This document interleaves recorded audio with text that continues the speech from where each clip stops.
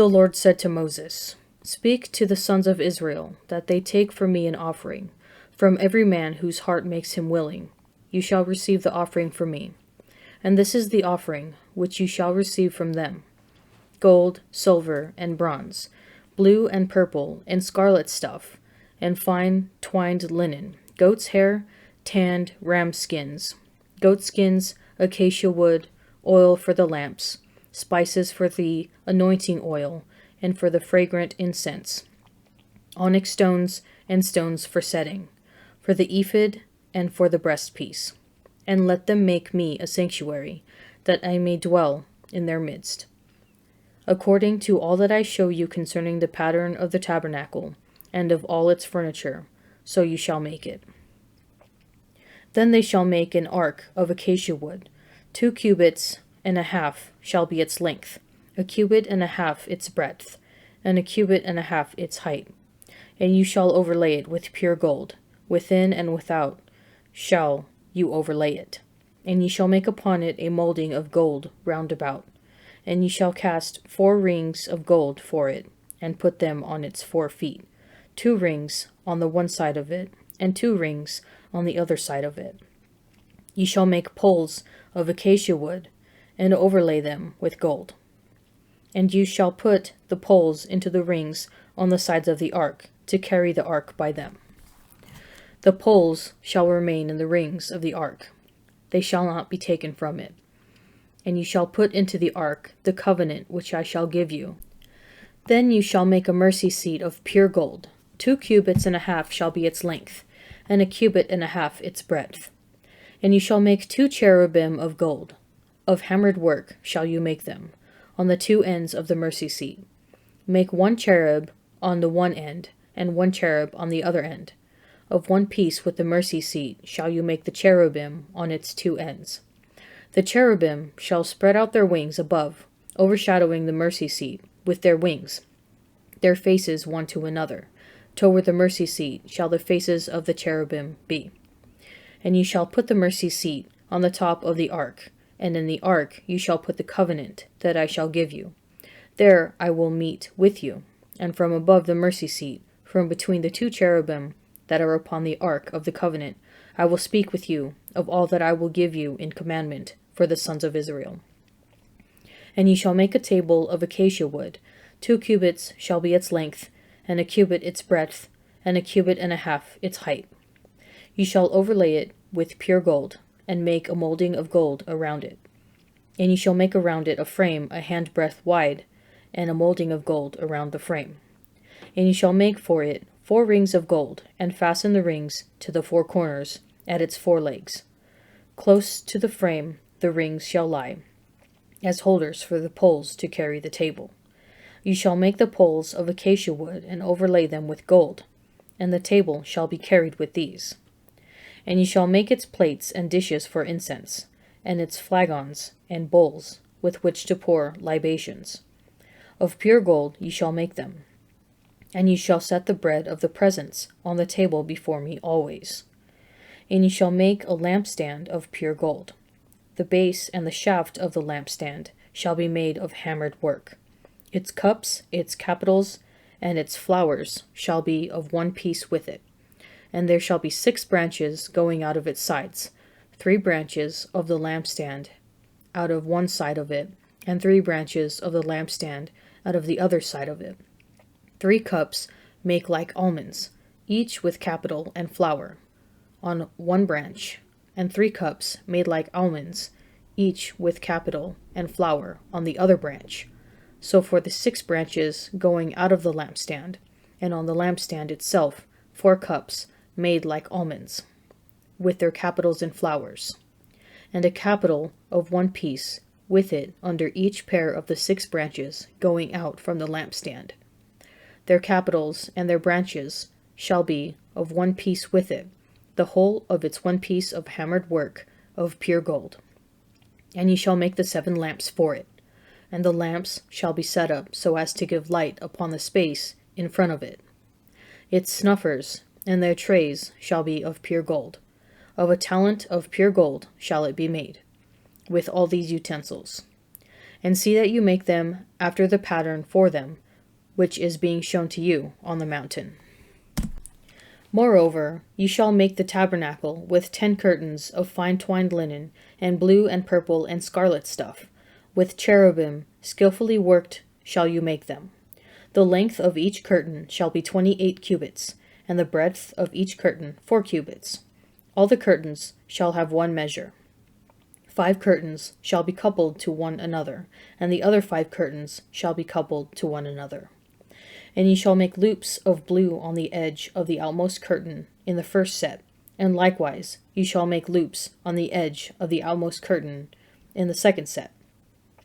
50 loops you shall make on the one curtain, and 50 loops you shall make on the edge of the curtain that is in the second set. The loops shall be opposite one another, and you shall make 50 clasps of gold, and couple the curtains one to the other with the clasps, that the tabernacle may be one whole. You shall also make curtains of goat's hair for a tent over the tabernacle. 11 curtains shall you make.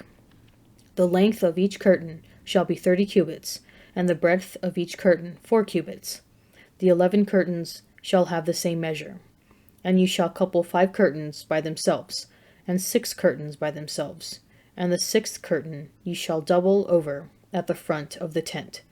And you shall make 50 loops on the edge of the curtain that is outmost in one set, and 50 loops on the edge of the curtain which is outmost in the second set.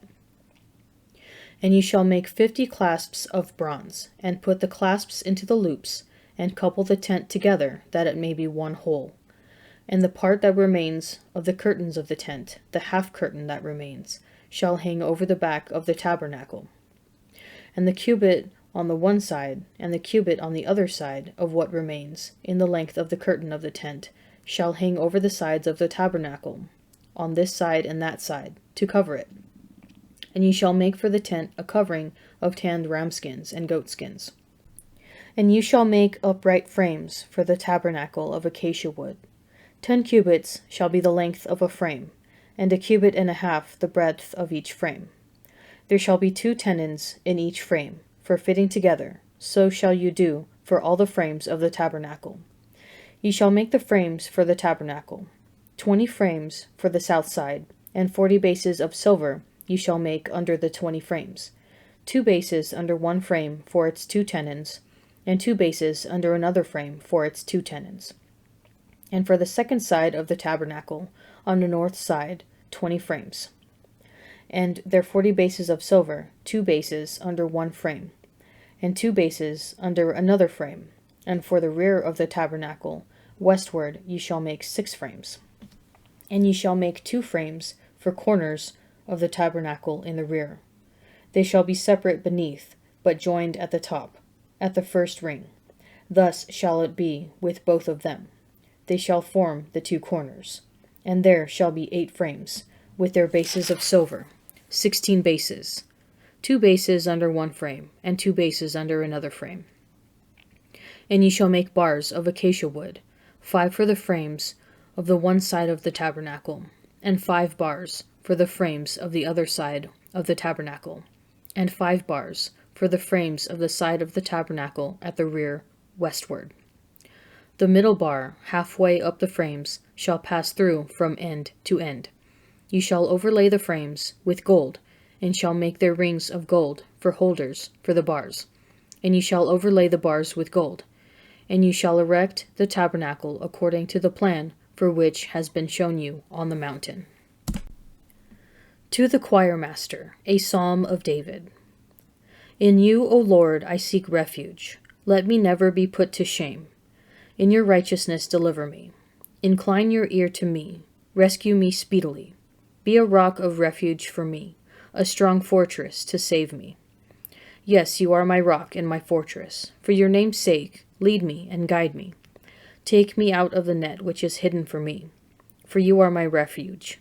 Into your hand I commit my spirit. You have redeemed me, O Lord, faithful God. You hate those who pay regard to vain idols, but I trust in the Lord. I will rejoice and be glad for your merciful love, because you have seen my lowliness. You have taken heed of my adversities, and have not delivered me into the hand of the enemy. You have set my feet in a broad place. Be gracious to me, O Lord, for I am in distress. My eye is wasted from grief, my soul and my body also. For my life is spent with sorrow, and my years with sighing. My strength fails because of my misery, and my bones waste away. I am the scorn of all my adversaries, a horror to my neighbors, an object of dread to my acquaintances. Those who see me in the street flee from me. I have passed out of mind like one who is dead. I have become like a broken vessel.